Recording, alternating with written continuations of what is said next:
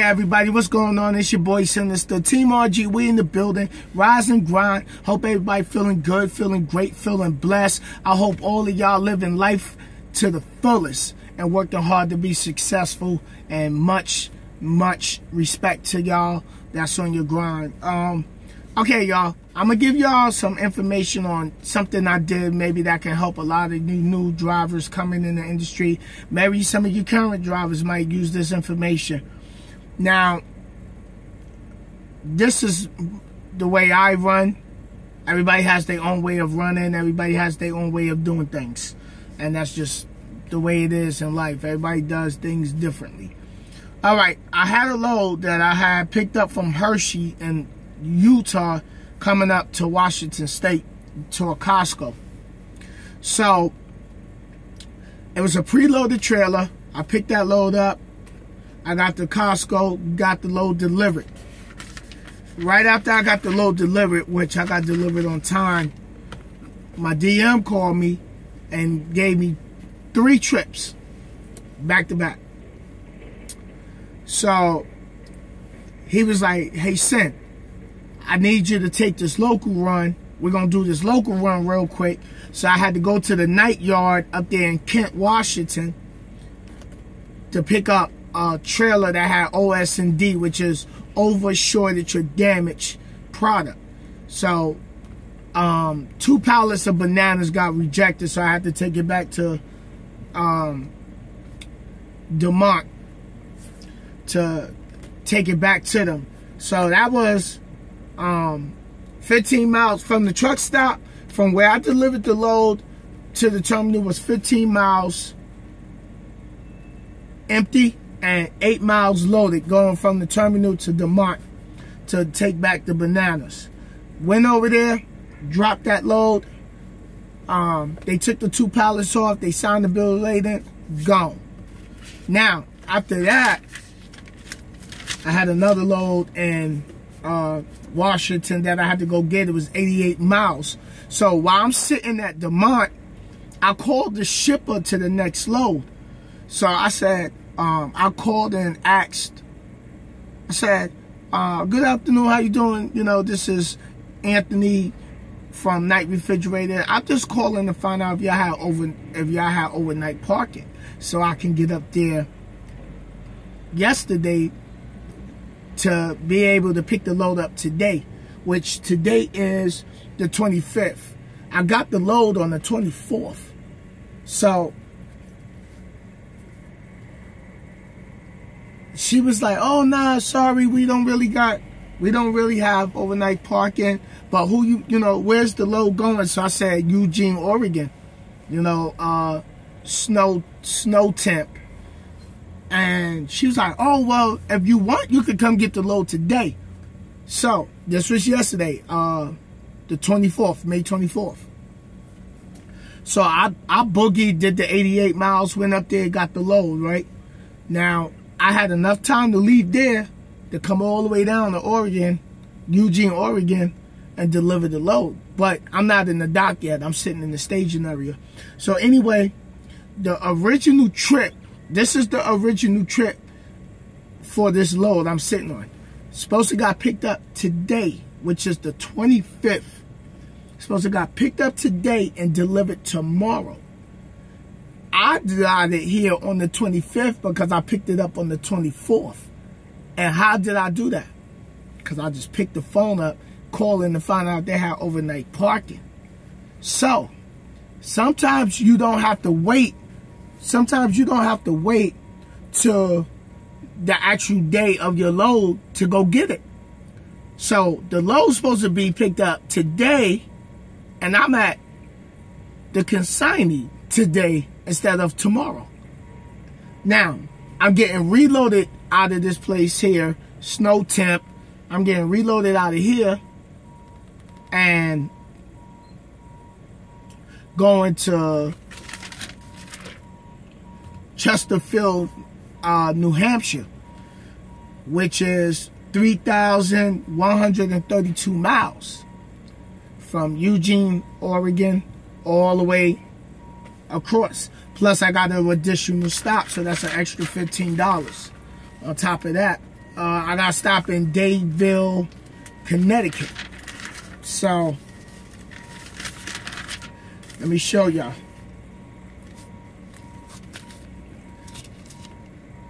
You see it at the top? I'm supposed to pick it up today and deliver it here for the 26th. But I'm sitting here at the consignee on the 25th because I picked it up on the 24th instead of the 25th. And that's how I write my trip out. I know somebody was asking me. Now, this trip and my next trip, that you see how I got no miles? Because I'm picking right back up out of here where I'm delivering. So I'm delivering and picking up. Now, I checked in. They said they're not going to be able, that the ice cream load is not ready today. So once they get me unloaded today, I'm going to go to the terminal, get a service done on the truck, come back tomorrow, which will be the correct day, which tomorrow will be the 26th. And it's going here. That's the consignee, but I have an additional stop. And Connecticut. So that got to be there on June 3rd. So, and the additional stop is June 3rd and the consignee is June 3rd. So basically, what you want to do is start calling the shipper. Call the shipper, call the consignee, find out if there's overnight parking. Now, what I did, when I called here last night, nobody answered. It went to a voice message system saying business hours is 7 to 5. So I was like, okay, you know what? I Google mapped it. I looked at the area. I said, you know what? I'm going to run it. So I ran last night through. I drove through the night. I got here last night and shut down, and I parked right in front of their gate.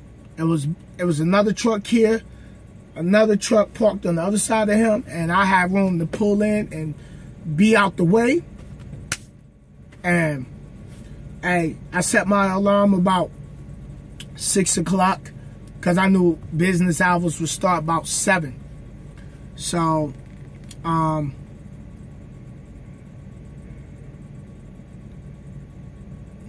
I checked in. They looking at my numbers. I gave them my numbers. They was like, oh, wait, this is supposed to be for tomorrow. So I was like, yeah, I went and got it early. So they was like, oh, okay. Well, you know, unfortunately, we're not going to be able to get you loaded with the next load today because it's not ready. So I was like, okay, that's fine. But, you know, it just feels good to see the look on their face when they was like, wait a minute, this is for tomorrow. And I'm like, yeah, I got it yesterday. I hustled down here to come and bring it to y'all and deliver the freight. You know, so that looks good on my behalf. That looks good for my company and stuff like that. So that's how I do things out here. That's what helps you become a better driver. Start picking the phone. Start picking that phone up. Call these people. Hey, you got overnight parking? Hey, I was wondering, could I come get the load early? You know, and if, you know, and when you run it, and you go into places, try to set your GPS where you can be like close as possible. Like, if, let's just say, okay, there was no parking here, and I can't park here. I seen a rest area where I was only 13 miles away. So I don't have to worry about trying to run and burn today's clock. I used up all my clock yesterday, which is good for me because that helps with my recap hours, and I will be doing a video on the recap hours. So keep an eye out for that, how to understand your recap hours. So basically, this load I'm delivering today, and the load that I'm picking up out of here tomorrow, going all the way to the other side of the country, to New Hampshire, is going to give me 3,500 and 67 miles total. Now, for all of those that want to know, how does that work? At night. Now, if you come tonight and you get off probation, I'm not going to talk about probation. I'm just going to talk about this one trip, because both trips is over.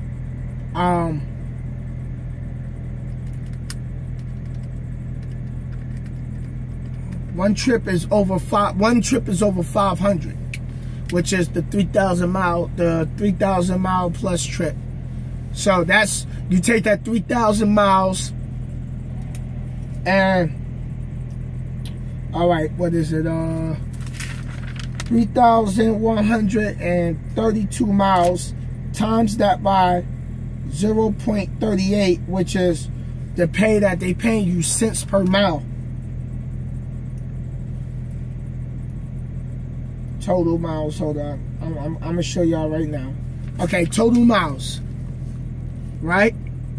So what you want to do is you're gonna get your calculator, put 3132 like that. Then you want to hit times. You want to hit the times.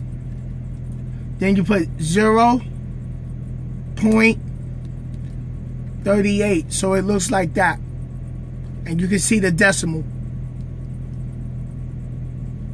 Now, that's how much you would get paid for that trip. You would get $1,190.16 for that trip. So, let me put that down.